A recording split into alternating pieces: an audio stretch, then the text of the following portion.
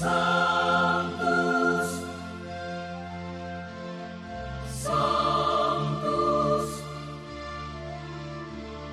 Sanctus Dominus Deus Sabaoth. Salam jumpa kembali saudara-saudariku yang terkasih dalam Tuhan kita Yesus Kristus. Salam sejahtera untuk kita semua. Berkat Allah yang Maha Kuasa senantiasa menyertai kita. Hari Selasa tanggal 17 Oktober tahun 2023 adalah peringatan wajib Santo Ignatius dari Antioquia, uskup dan martir. Ignatius adalah murid Santo Yohanes, rasul dan penulis Injil. Ia diangkat menjadi uskup Antioquia karena ia pandai, saleh dan bijaksana. Pada masa pemerintahan Kaisar Trajus, Ignatius bersama dengan umat Kristen lainnya dikejar-kejar dan dianiaya. Biasanya, kepada mereka ditawarkan hanya dua kemungkinan, yakni murtad atau mati. Bersama Ignatius, banyak orang Kristen yang ditangkap, dihadapkan kepada kaisar yang datang ke kota itu. Ketika Ignatius disebut orang jahat dan ditanyai identitas dirinya oleh kaisar, Ignatius menjawab bahwa ia adalah pemimpin orang-orang pengikut Kristus yang menghadap kaisar, serta menyangkal bahwa orang yang membawa Tuhan dalam dirinya bukanlah orang jahat. Jawaban tersebut menimbulkan amarah kaisar. Ia sedang dibelenggu dan disiksa. Ignatius pun menanggung semua penderitaan itu dengan tabah, sambil bersyukur kepada Tuhan karena boleh mengambil bagian dalam penderitaan Kristus. Dari Antioquia, Ignatius dibawa ke Roma untuk dicampakkan ke dalam kandang singa-singa lapar.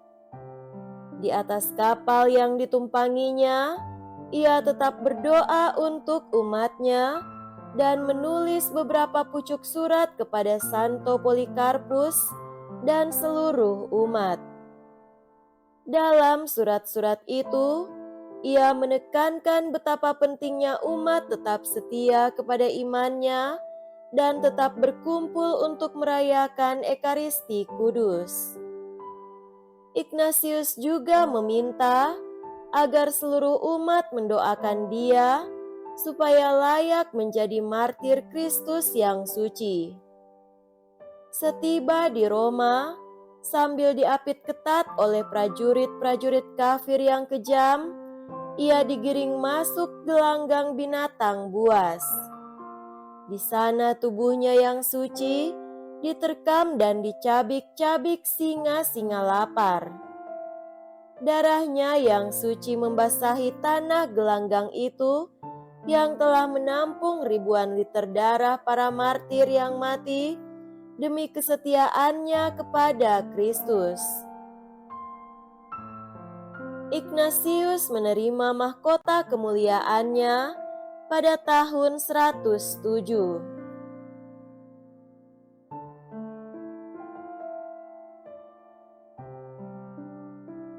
Marilah kita mendengarkan dan merenungkan bacaan-bacaan kitab suci. Bacaan pertama dari surat Rasul Paulus kepada jemaat di Roma, bab 1, ayat 16-25. Saudara-saudara, aku mempunyai keyakinan yang kokoh dalam Injil, karena Injil itu kekuatan Allah yang menyelamatkan setiap orang yang percaya, pertama-tama orang Yahudi, tetapi juga orang Yunani. Sebab di dalam Injil, kebenaran Allah menjadi nyata, dan kebenaran itu bertolak dari iman dan menuju kepada iman, seperti ada tertulis, orang benar akan hidup oleh imannya. Sebab murka Allah nyata dari surga atas segala kefasikan dan kelaliman manusia yang menindas kebenaran dengan kelaliman. Karena apa yang dapat mereka ketahui tentang Allah telah nyata bagi mereka, sebab Allah telah menyatakannya kepada mereka. Sebab apa yang tidak tampak daripadanya, yaitu kekuasaannya yang kekal dan keilahiannya, dapat tampak kepada pikiran tentang karyanya sejak dunia dijadikan, sehingga mereka tidak dapat berdalih. Sebab sekalipun mereka mengenal Allah, mereka tidak memuliakan Dia sebagai Allah, ataupun mengucap syukur kepadanya. Sebaliknya pikiran mereka menjadi sia-sia, dan hati mereka yang bodoh menjadi gelap. Mereka berbuat seolah-olah mereka penuh hikmat, tetapi nyatanya mereka telah menjadi bodoh. Mereka menggantikan kemuliaan Allah yang baka dengan gambaran yang mirip dengan manusia yang fana, burung-burung, binatang-binatang yang berkaki empat, atau binatang-binatang yang menjalar. Karena itu, Allah menyerahkan mereka kepada nafsu kecemaran mereka, sehingga mereka saling mencemarkan tubuh mereka. Sebab mereka menggantikan kebenaran Allah dengan dusta dan memuja serta menyembah makhluk dengan melupakan penciptanya yang harus dipuji selama-lamanya. Amin. Demikianlah sabda Tuhan. Syukur kepada Allah.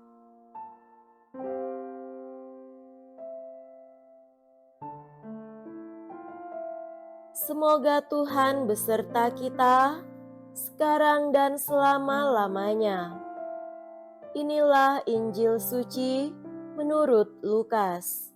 Dimuliakanlah Tuhan. Pada suatu ketika, selesai mengajar, Yesus diundang seorang Farisi untuk makan di rumahnya. Maka masuklah Yesus ke rumah itu, lalu duduk makan. Tetapi orang Farisi itu heran melihat Yesus tidak mencuci tangan sebelum makan.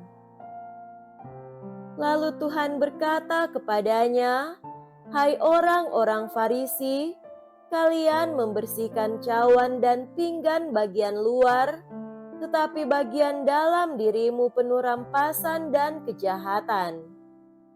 Hai orang-orang bodoh, bukankah yang menjadikan bagian luar, dialah juga yang menjadikan bagian dalam? Maka berikanlah isinya sebagai sedekah, dan semuanya akan menjadi bersih bagimu." Demikianlah sabda Tuhan. Terpujilah Kristus.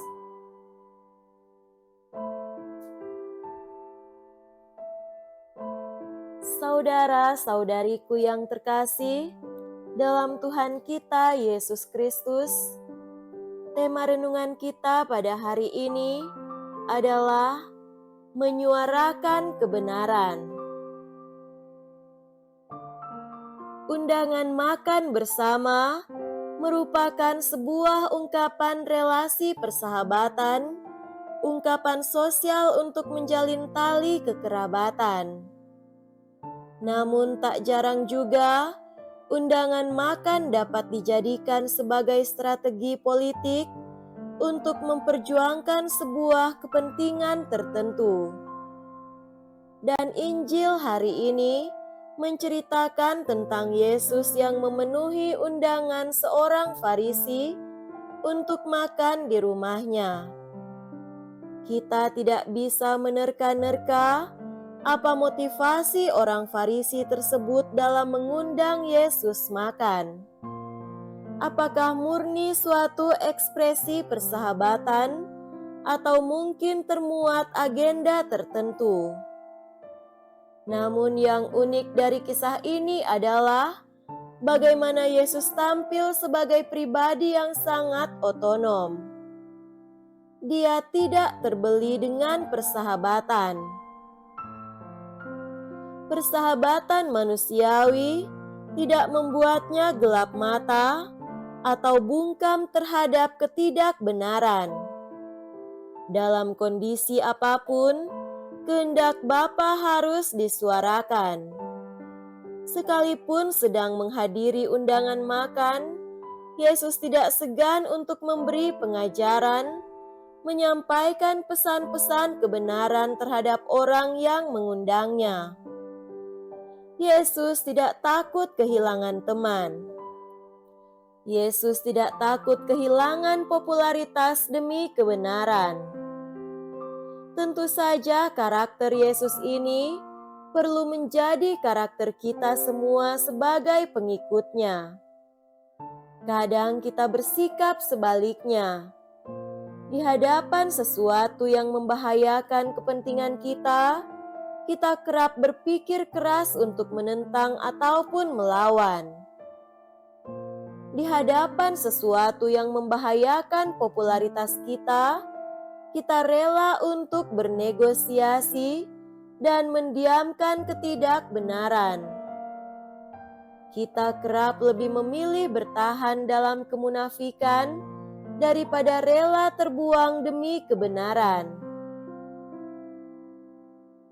Kita harus belajar dari Yesus yang tahu apa yang benar-benar sejati dan mana yang sebenarnya hanya imitasi. Persahabatan sejati bukanlah persahabatan yang diperoleh hanya karena kita berhasil disuap oleh kebaikan. Ada banyak sekali persahabatan yang membuat orang-orang di dalamnya mengalami kelumpuhan otonomi.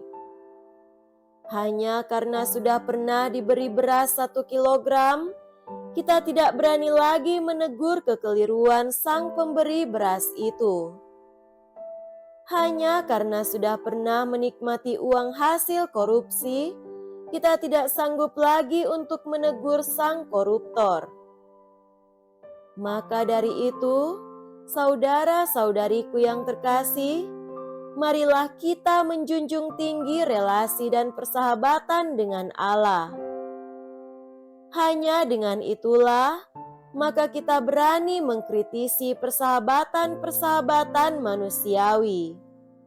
Tetapi, jika persahabatan kita dengan Allah lemah, maka kita pasti akan diam membisu terhadap ketidakbenaran yang sedang ada dalam persahabatan manusiawi kita setiap hari.